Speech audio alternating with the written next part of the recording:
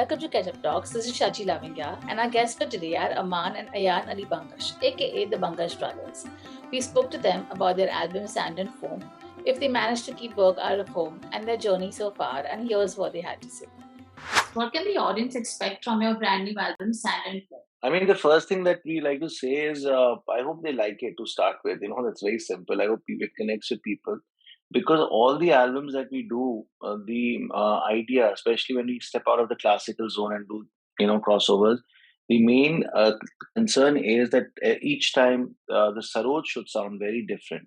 The thoughts should be different from what we've done before. It should not be a sequel to the any album that we've done before. Right. With Kabir Bhai, the album that we've done, and we are very happy because I've never heard the sarod in this space, firstly, and he's completely changed the sound. He's played a lot with the sound of the instrument, and it's sounding very different. Have you heard it, by the way? I did. I did listen to it, and it was really pleasant to listen to. It felt like a mood in itself.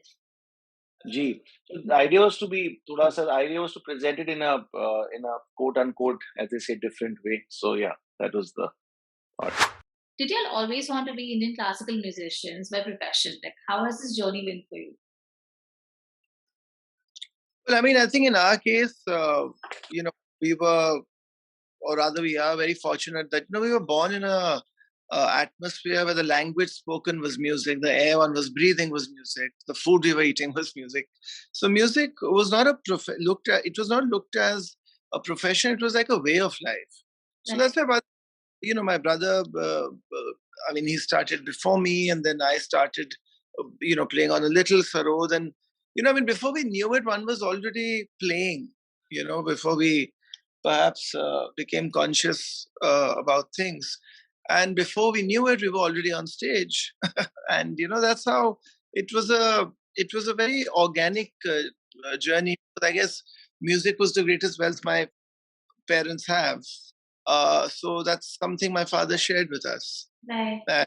But obviously, I think magnitude of interest um, went up and down at different times in my brother's life, in my life. But then I guess we went by what the heart wanted to do, and here we are. Was it hard for you to carve an individual identity for yourself, given that you've come from a family of musicians? Honestly, I'm not aware, and I don't think my brother's also aware of if we have carved a niche for ourselves or or a identity, as we call it.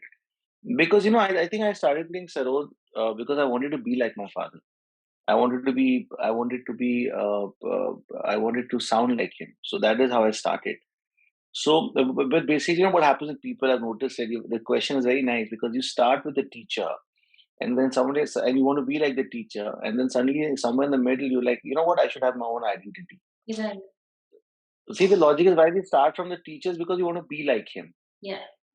And every human being is of a different type. So no matter what you learn from a teacher, no matter how much you want to copy him or want to follow him, you end up being yourself. But that should not be. You should be aware of it. Right. Because the problem starts when you start getting aware of your individuality. That's the day it stops happening to you anymore. It's for people to say that to you. I think Aman or Ayaan sound different from their father. That's for people. Honestly, I do not know. I mean, for me, it's not a compliment that I don't sound like him. For me, I'll be more happy if someone says I sound like him. It's the other way around. It's very funny, but people tell you if you start noticing, अरे मैं तो बहुत अलग और कमाल बजा रहा हूँ. That's that last day you're playing it. Then you're going to go down the hill.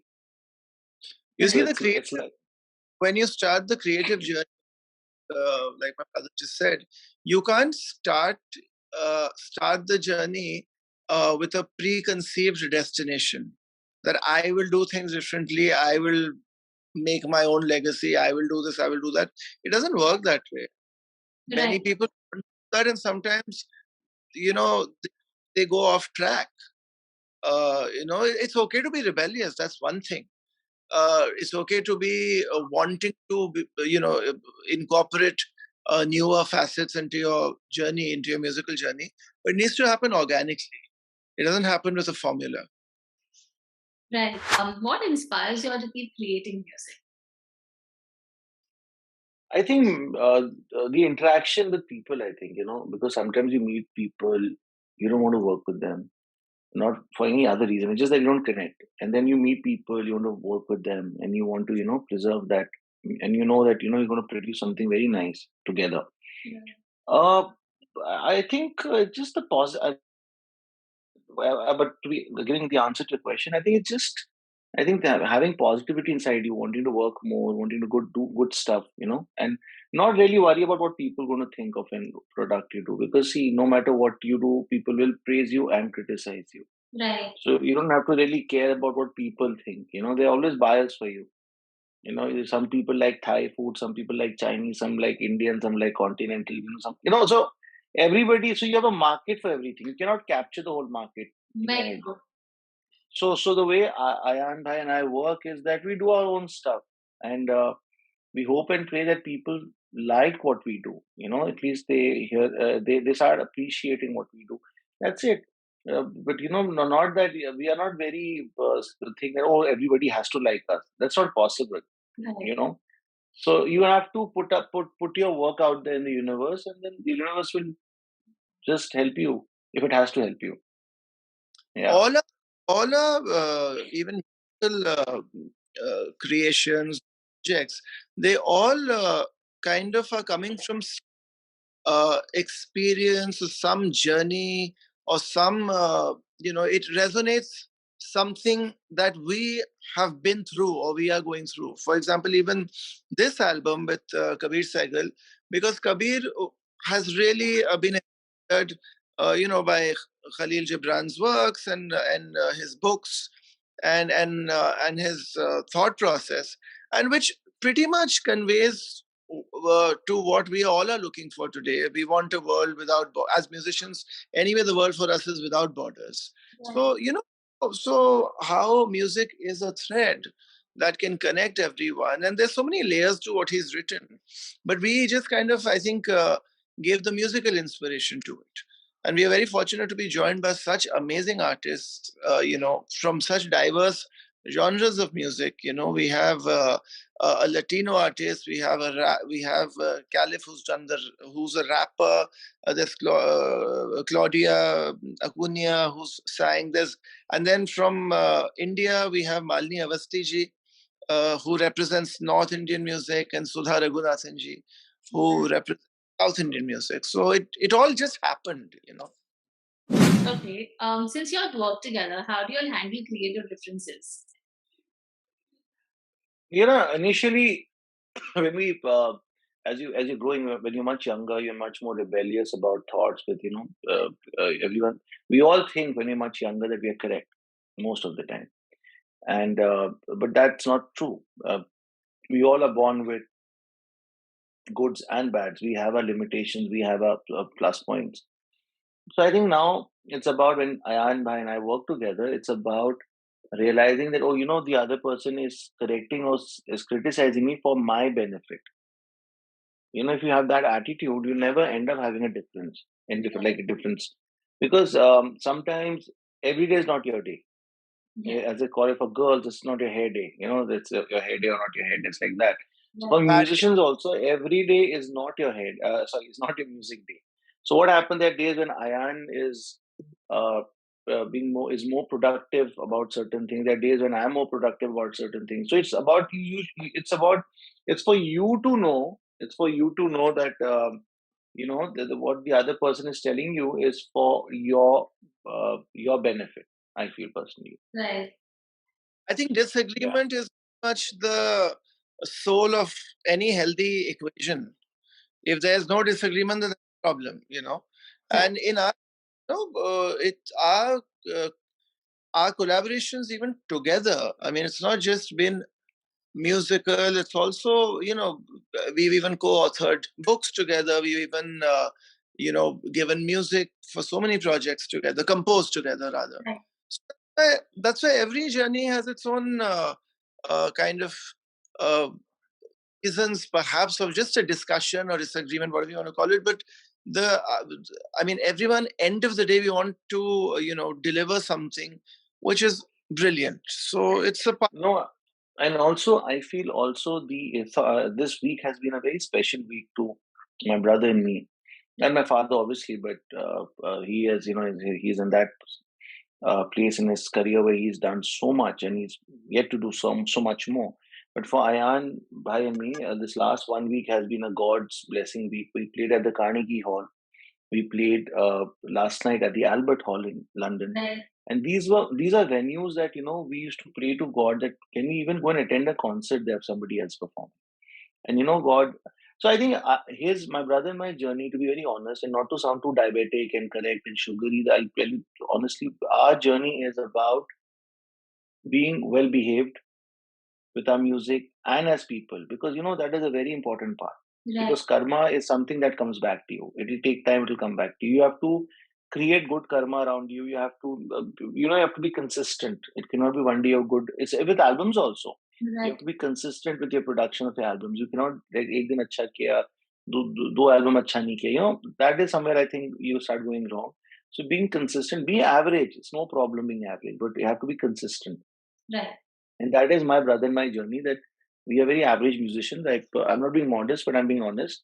But we have just one thing that I think which keeps our game going is that we are consistent about our journey, and we don't take ourselves very seriously in terms of we're not the first, we'll not be the last. Right. There were many, there will be many. Yeah. So right now, God's been kind, and we're just enjoying this time and trying to create good music and share it with all of you. Right. Since you mentioned that you all have performed across the globe and that you've been performing at so many festivals, is there, since you've been doing this for so many years, is there still any sort of anxiety before going up on stage? Yeah, very much so. I mean, I think obviously anxiety, I think, is a very large word. But obviously, as you grow younger, perhaps you are more nervous, or you are concerned. But now it's more concern about what you're going to deliver, and we are tensed. If I speak for my brother also, I think before every concert, there's never been a moment, be it whether you're playing in Carnegie Hall or you're playing in Nehru Center. I mean, in Bombay or wherever else, the point is the feeling is the same. You're concerned that I hope I'm able to deliver to the best of my ability, because that's all you can do. Yeah. And also, as my brother is saying, the thing is that there's a very thin line between being nervous and being confident. Yeah. If you're confident, there's a problem. If you're nervous, there's a problem. That has to be right in the middle. So the anxiety is a good thing. If today I'm going on stage and I am anxious about what I'm going to do, which means I take my work seriously. Yeah. I know a lot of people, they're like, "Arey yaar, sham ko concert hai, baja lenge." So that is not right. That is, you're not scared. Yeah. Because see, I am very scared of the switch of time. कि समय आज आपका समय साथ दे रहा है तो सब कुछ अच्छा है, वो स्विच ना आ जाए, भगवान ना करे. When the switch happens for the good or the bad, that is the scary part, the switch. That's And true. the switch only happens when you are either very nervous or you're very confident. What's the best part of working together? This journey called life, it's a journey called life, and we uh, we are all born for a reason together, you know and the truth is that the real truth is the end of all lifestyle. Like everything will end one day. I mean, it's been happening for everybody. It's not that it's not happened for somebody. From the greatest of saints to all the gurus and maharishis, everybody has come and gone. So my idea is the journey called life. जब तक वो life चल रहा है, journey चल रहा है, जितना you can spend time with people who you want to spend time with, you should, with your family, with your sister, brother, husband, if you have, whoever it is, your kids. So I think we should not take it for granted that tomorrow I'll see somebody. Live every day like your whole life. What you want to do it today.